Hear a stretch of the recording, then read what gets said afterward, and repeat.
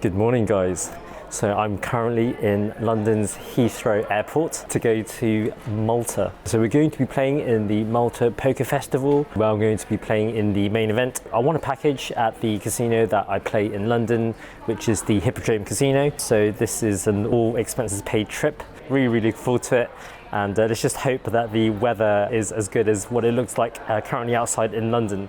As from what I've seen on the weather app forecast, it's not looking great. I've actually had to bring my raincoat for this trip. But anyway, I'll speak to you when I land in Malta.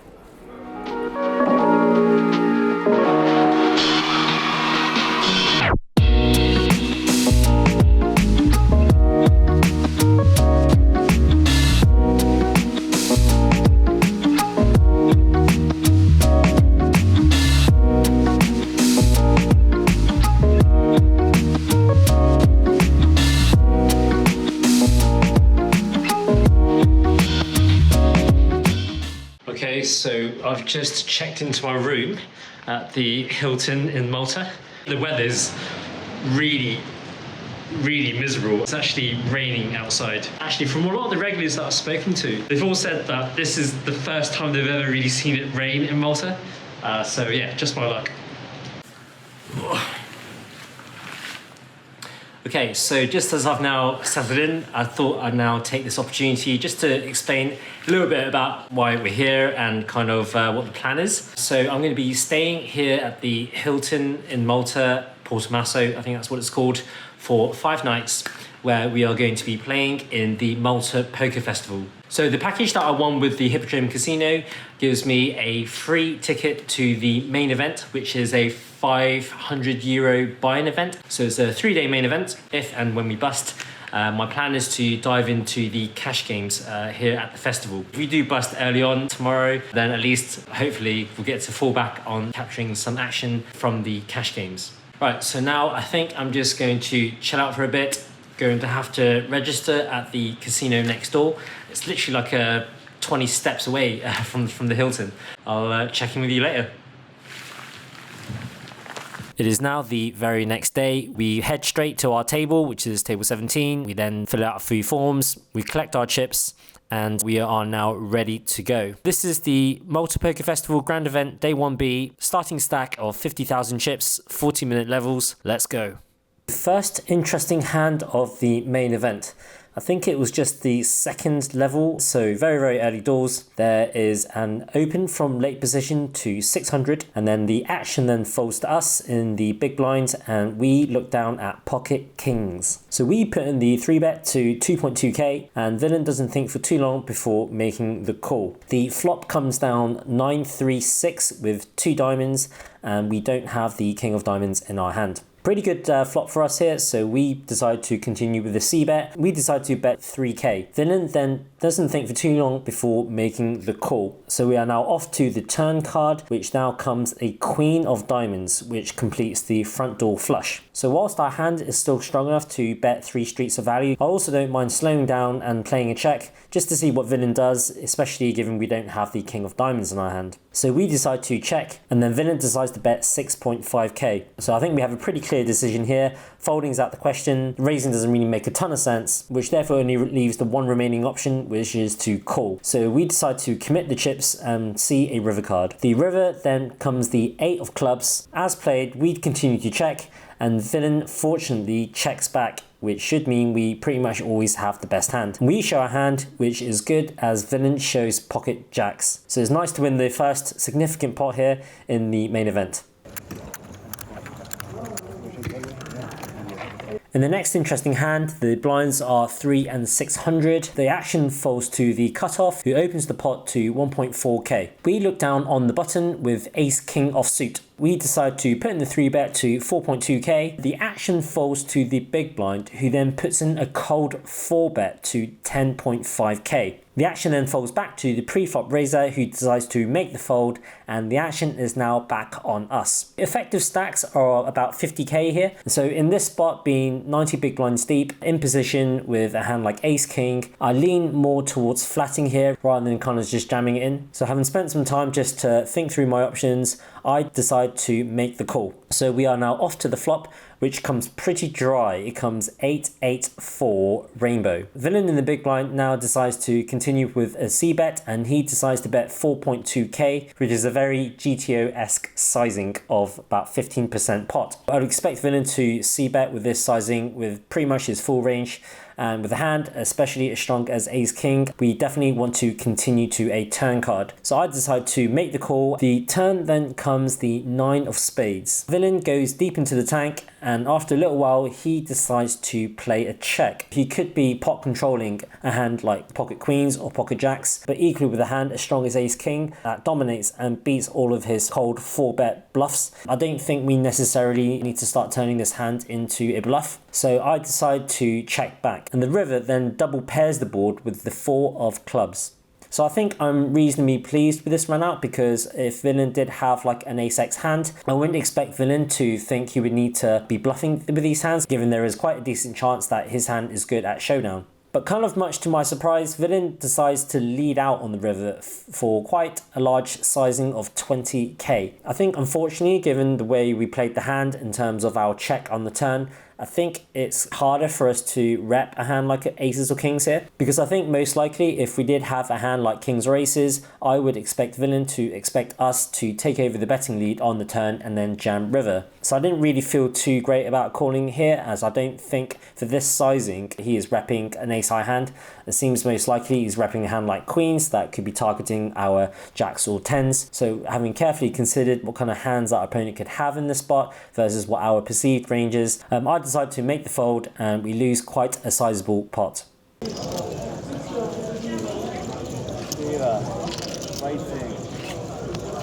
In this next hand, there is an open from early position to 2.2k. The action then folds to me in the big blind, and I look down at pocket tens. So we have about 40 big blinds to start this hand, and Villain covers us. Now the Villain who opened from early position, he's been playing lots of different hands, making really weird bet sizings, and I've kind of just tagged him as a bit of a random player. So with this in mind, I decide to put in the 3-bet to 7.5k. Villain then doesn't think for too long before making the call. So we are now heads up to the flop, and the flop comes Queen, Jack, 9, Rainbow. So this flop is quite interesting, because although Villain could have quite a lot of different hands in the spot that beat us, like King, Queen, King Jack, Ace Queen, these are not hands that would love to face a lot of aggression and play all in, especially given I can quite easily have aces or kings in this spot. And given that we've also flopped an open ender, I was quite keen to play this hand as a check raise. So that's what I decided to do. I decide to play a check, but unfortunately Villain quickly decides to check back. So we are now off to a turn card, which comes an offsuit 3, and on this turn card I think again I want to try and go for another check raise. I think we want to make our hand look as strong as possible in the spot, and I think the way to do that is we can either bet turn and then shove river, or we can go for a check jam on this turn card. And so in this spot, I decide to play another check, praying for Villain to put in a bet here, given we also have hands like ace jack or ace king, so he should feel quite comfortable value betting his king queens and ace queens in this spot. Villain decides to put in a small bet of 7k. So I'm really glad to see this bet, as now we can quite easily check jam, and I think we have a decent amount of fold equity in this spot. So we go all in, and then Villain confirms our read by announcing that he wasn't expecting that, and he's now in a really tough spot. All in. Oh wow! Oh, I didn't expect that. Good move. I've got hands as well. Nice bet. I don't know what to do now. So after mulling over his options, Villain then decides on a fold, and we get to drag in this pot.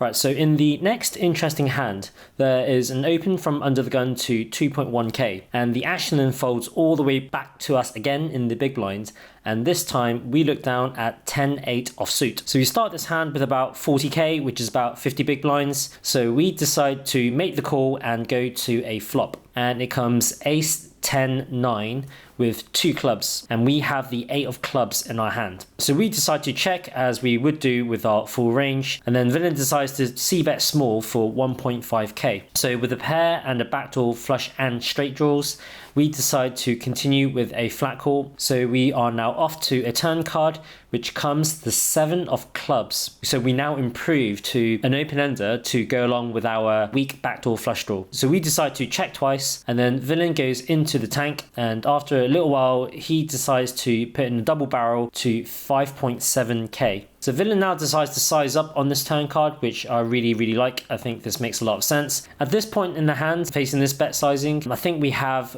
a really tough spot here. Not necessarily just a tough spot being on the turn. It's more about calling this turn card and then potentially facing a very tough river decision. I don't see us folding in this hand just yet. I think we definitely need to continue for at least one more street. So we decide to continue with a check call. The pot now swells to about 20,000 here. So we are now off to a river card, which comes the Queen of Spades. Not a great card, as this river card does now improve a lot of his potential bluffs, which now have us beat. I don't think we have much of a decision here except to check. So we decide to check, and then villain then goes deep into the tank. So villain now decides to bet for quite a large sizing to 12.8k. This spot is kind of interesting because if villain decided to snap check back, I think we would be losing quite a lot of the time. If we check and villain bets, he does rep maybe some hands which we do beat. I think it would be very optimistic for us to be putting villain on a hand such as pocket fives or pocket sixes, which is now turning to a bluff. And let's face it, we just have a pair of tens here. I think more likely than not, I just don't see villain bluffing in this spot. Unfortunately, having not been able to improve on the river card, I decided to make the fold. We're going to be losing quite a sizable pot.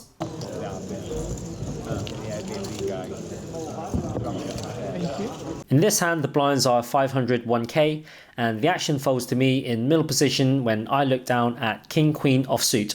So we decide to open to 2.2k off a 35 big blind stack, and the button, small blind and big blind calls. So we are now going four ways to the flop, which comes 3, 7, 8 rainbow. Action checks to me, and this is not really a flop for us to be c-betting with King Queen, so I also decide to check. The action all checks through, so we are now off to a turn card, which comes the King of Clubs. Especially on this turn card, given it's like an ace or a king or even like a queen, I would expect the action to pretty much always check to us, but to my surprise, small blind checks, but then big blind decides to lead into 3 opponents for 5.5k. So being out of position and leading into 3 other opponents for over a half pot sizing looks like a really strong bet to me. I don't know what I can do really. Having turned top pair here, I just don't really see myself making the fold just yet. It's interesting because in game, I really didn't want to make this call. I actually felt I was beat, but to be honest with you, I just couldn't quite bring myself to be folding a turned top pair here. So after thinking it through for a little while, I decide to make the call, and button and small blind folds. We are now off to the river card, which comes the Deuce of Hearts, so a complete brick. Big blind now decides to lead out once again for 13.5k. So on this river card, especially when all the bluffs brick out, I think we just have a pretty standard snap call here, surely. I don't really see how we can be folding this river card, especially when we continued on the turn. So I decide to commit the chips, and unfortunately, villain shows 8-7 offsuit for a flopped top 2 pair. This really sucks, and things just aren't really going very well. At least when you're on cash though, you should give me money. So having lost those 2 big pots, our stack now gets cut down to about 15 big blinds. We're pretty much in all-in pre-flop territory. We do manage to find a few spots to jam. We pick up ace-9 suited, which we jam from late position, and we got that through. There was also a nice spot when early position opened, and we jam ace-king with like 14 big blinds. We really needed a call here, but unfortunately we just get it through. And then there was just one final spot where we jammed king-queen offsuit under the gun for like 15 big blinds. But this time, unlike the time when we had ace-king, we didn't want to see any call, and again we managed to get that through. So we just come back from the break, and after an orbit or so we come across this next hand. In this hand, the action folds all the way to the small blind, who takes a look at my stack, which at this point I have about 20k. The blinds are 1 and 2k, so I just have about 10 big blinds effectively. Small blind takes a peek at his cards, and then he decides to jam, and I look down at king 4 offsuit. I think with our ace and king high hands, this should be a pretty easy call. So I decide to commit the chips, and villain shows jack 10 offsuit. Happy to see that we're ahead, but we're not ahead by much. We still need to hold. The dealer then runs the board, and fortunately for us, is all clean, and we earn ourselves a very much needed double up. Ja, ik ga het terug, man. Ik had bij de eerlijk gehad. Thank you. Let's proof. In this next hand, the blinds are still at 1 and 2k, and we have about 30k in our stack, which is good for about 15 big blinds. The action folds to me in the hijack, and I look down at king 10 offsuit. The big blind is greedy short with about 13 or 14k, so it's just about 7 big blinds. So I think I'd only really want to be opening hands that I'm going to be comfortable calling off a jam from the big blind here. Going to be raise folding versus any of the players behind us, which has us covered. I decide king 10 is good enough. I think I'll be folding king 9. I think king 10 is probably just about strong enough to open and then call versus a big blind jam. So we decide to open up with a min raise to 4k. The action then folds all the way to the big blind, who takes a peek of his cards and pretty quickly jams the rest of his stack in. As I've already made up the decision in my mind that I was never going to be folding versus the big blind, I decide to snap call, and we are now off to see all 5 cards. Villain shows queen jack offsuit, so we are in pretty decent shape here to pad our stack, but unfortunately the flop comes queen high. We don't get any help on the turn and neither on the river. We get smacked back down to 7-8 big blinds. We are now in desperate times again. Shortly after that hand, our stack is now at 15k, which is 7.5 big blinds here at 1 and 2k blinds. And in this hand, the action folds all the way to me in the small blind. I'm going to be jamming super wide here with my very short stack. And I look down like queen 9 offsuit, which pretty much feels like ace queen to me in this spot. So I am very happy to jam the rest of my stack in. Not really minding a call too much really, as I know given how short my stack is, I should be getting called by a lot worse hands. Villain, sure enough, snap calls, but unfortunately he rolls over ace 7 offsuit. This is our second time with our tournament life on the line. The flop comes king 4 king, which is no help to us. The turn then comes an offsuit 4, and then the river comes the jack of clubs, which then seals our fate, and unfortunately our main event now comes to an end.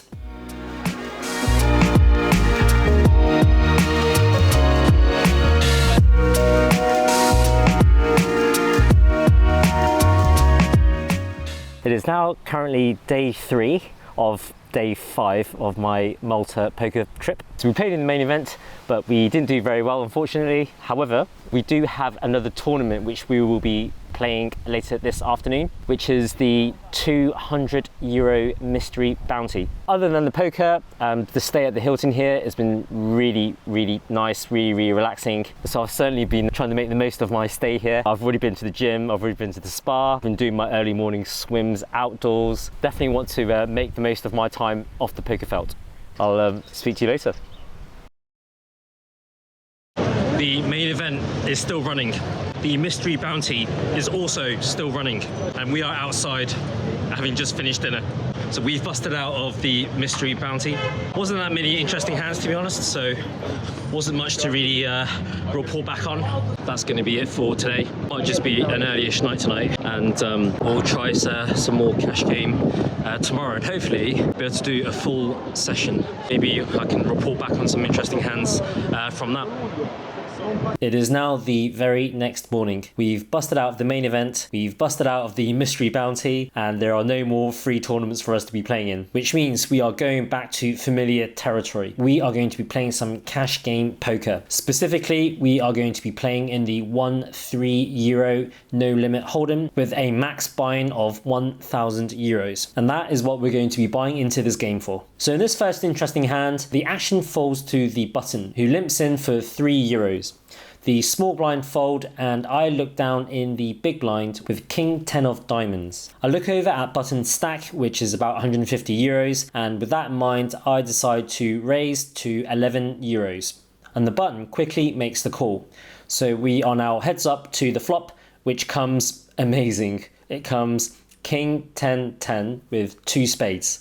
So we flopped the joint. So I decide to put in a c-bet here to €10, and button quickly makes the call. So we are now off to a turn card, which comes the 8 of spades, bringing in the front door flush. Now this turn card should be slightly better for the in-position caller rather than the pre-flop raiser. We do have flush draws, but I think as played, villain should have a lot more flush draws than we do. So I decide to play my range here and go for a check. Villain doesn't think for too long before checking back. So we're off to the river card now, which comes the 3 of hearts, so a complete brick. So in this spot, if villain doesn't have anything, then if I bet, I don't expect villain to bluff raise, and if I check, it's just going to check through. I think the only way we can get money here is if villain was trapping us on the turn with a made flush, in which case I'm just going to try and bet small here just to get some crying calls from his 10x hands, and if he does have a flush, then I fully expect him to be coming in for a raise. With this in mind, I decide to bet small in the river to the amount of 35 euros. Villain then goes into the tank, which is great news to me, and even better news is that villain decides to come in for a raise, but a little bit strange because he raises to 85 euros when he's got like 115 euros in his stack. Not really sure what that's about, so I just put villain all in for his effective stack of 115 euros. Villain snap calls, I show my hand, and villain showed ace deuce of spades. Not the biggest pot given the hands that were showed down, but nonetheless happy to be moving in the right direction. It's a matter of perspective. Thanks, man. Alright, so in the next hand there is an open from under the gun to 10 euros, middle position calls, button calls, and then I look down in the big blind with ace queen offsuit. So I think here we have a pretty mandatory squeeze spot. So I decide to put in the 3-bet to 65 euros. Under the gun then goes into the tank. He starts staring me down a bit before then making the call. Now, under the gun is, from what I've seen so far, has been a pretty loose player. He's been playing a wide range of weak hands in all sorts of positions and in all sorts of different spots. Middle position quickly gets out of the way, but the button decides to also come along for a call. So we are now 3 ways going to the flop, which comes 10-9-3 with 2 clubs. Being out of position and given that the villain in the under the gun is quite a sticky player, this is not really the situation where I necessarily want to start building the pot. So I decide to start with a check. Under the gun then decides to think for a little while before putting in a small bet of 65 euros. Button then quickly makes the fold, and now the action's back on us. Ace queen offsuit, even without a club, we could just about continue for one more street. So given that we do have the ace of clubs, makes it a much easier continue, especially versus a small sizing. So we decide to make the call and see a turn card. The dealer puts out the jack of clubs, which is probably the best card we could hit without actually hitting, if that makes any sense. We do improve to an open ender and the nut flush draw. I decide to continue with the check, and villain quickly decides to check back. We are now going off to the river card, which comes in the deuce of hearts, a complete brick. With the way we play the hand, and especially given this player type, I think any river bets here are most likely going to get snapped off by one pair holdings. So I decide to check and give up, and villain also decides to check back. So we show our hand, and villain tables 10-5 offsuit for a flopped top pair. To be honest, not really surprised to see this hand, but nonetheless still sucks that we couldn't get there. In this next hand there is a limp from another position, and then I look down in middle position with ace queen offsuit. We couldn't make it work with ace queen the previous hand. Hopefully we can get some better luck this time. The action then falls to the hijack, who makes the call, the small blind calls, and the original under the gun limper also calls. So we are now going 4 ways to the flop, which comes pretty good. It comes ace king 10 with 2 clubs. The undergun decides to check. We definitely want to put in a bet here, and I don't think we need to go necessarily too big, especially as we are 4 ways on this flop. So I decided to put in a small bet here of 25 euros just to thin out the field. Things doesn't go quite to plan, as both hijack and small blind make the call, but we do get a fold from under the gun. So we are now going 3 ways to a turn card, which comes the 6 of diamonds. This looks like a blank card. However, small blind now decides to lead for 50 euros. When I see a player take this line, it usually means he has quite a strong hand. In this case, he should generally have 2 pair plus. So given he's bet 50 into 200, it's actually less than a quarter size pot. Raising in the spot for me is definitely out of the question, especially when we do have another player behind us left to act. So having thought all of this through, I decide to continue with a flat call, and the hijack tanks for a little while before making the fold. We are now going heads up to the river card, which comes the queen of clubs. Small blind now quickly decides to check. I didn't really see too much value in betting the river, so I decide to check back, and villain then tables King 10 offsuit for a flopped 2 pair. We show our hand and villain sees that we got very lucky on him on the river card, and we get to drag in a nice pot.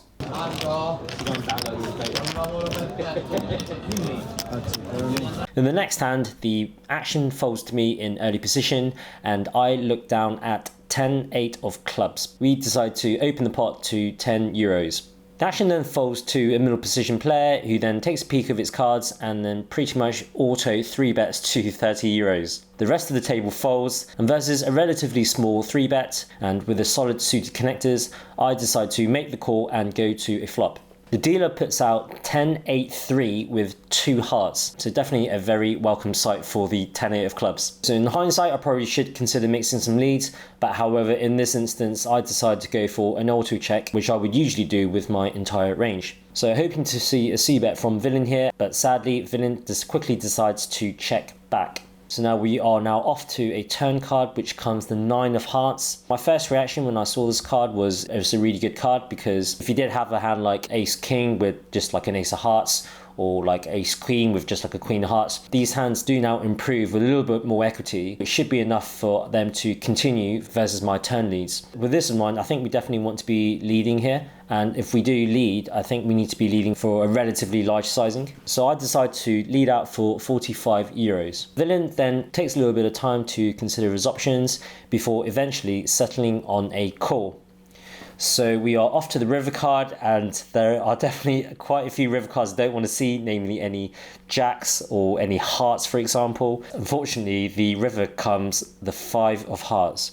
Absolutely hated this card. Not much for us to do here. I think this is pretty much a pure check. Villain takes a little bit of time. I don't think he's thinking about whether or not he should be bluffing here. I just think he's trying to decide what the max is that he could get paid with. He eventually decides on a sizing of €100, and I just pretty much snap fold, knowing that my hand's not good.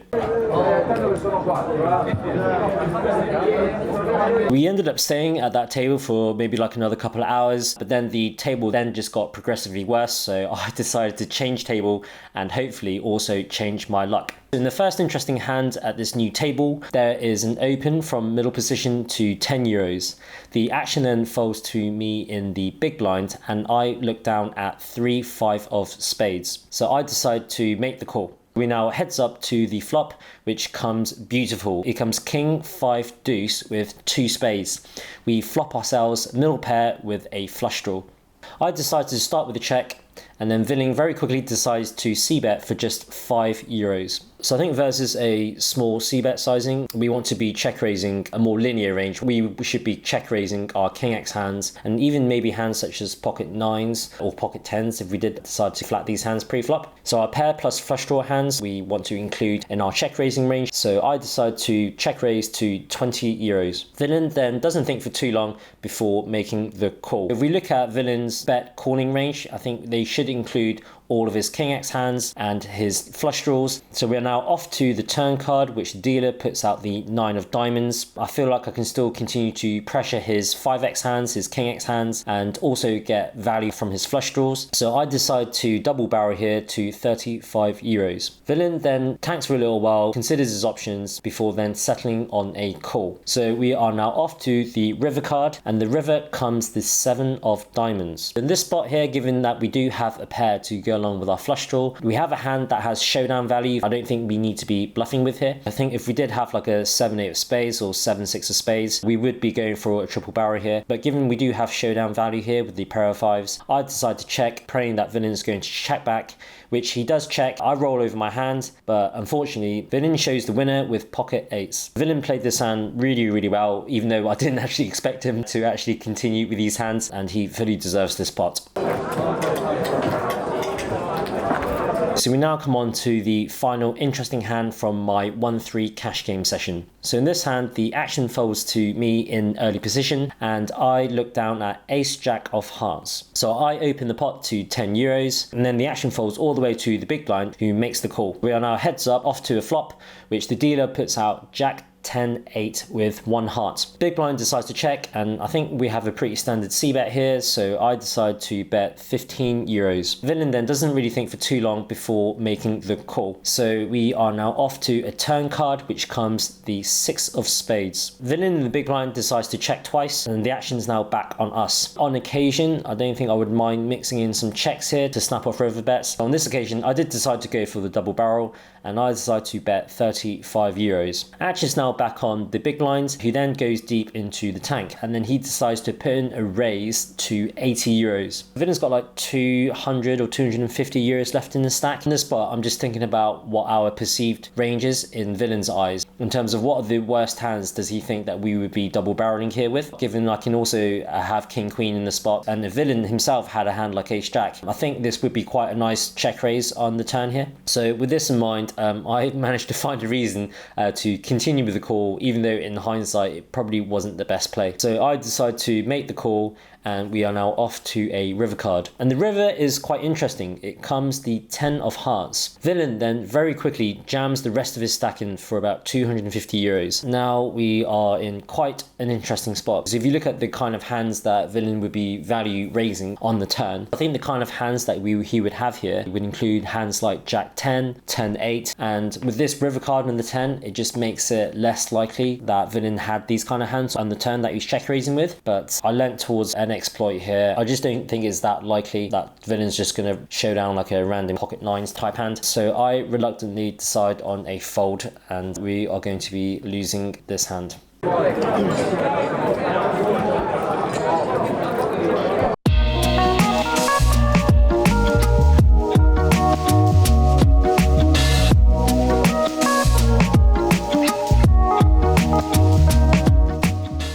Alright guys, so it's now my final day here in Malta. Going to be going to the airport early tomorrow morning for a 7 AM flight back to the UK. Plan was I was going to try to catch a ferry to Valletta, which is the capital of Malta, but unfortunately the ferry services were suspended because the seas were a bit too choppy, as you can probably see behind me. As for the poker, last night we played 12 hours of 1-3. We didn't do very well. We lost about 500 euros. Just couldn't seem to win any hands really. It was quite an uneventful session. But nonetheless, I hope you still enjoyed the video. Hoping to give a bit of an insight into what some of the games are like here in Malta during the Malta Poker Festival. So just as a bit of upcoming news, if you guys enjoyed my poker vlogging series, which I made last summer when I was in California, then you're in luck, because next week I'm going to be flying back out to the States for yet another 3-month vlogging series. The next time I speak to you will be in Denver, Colorado. Peace.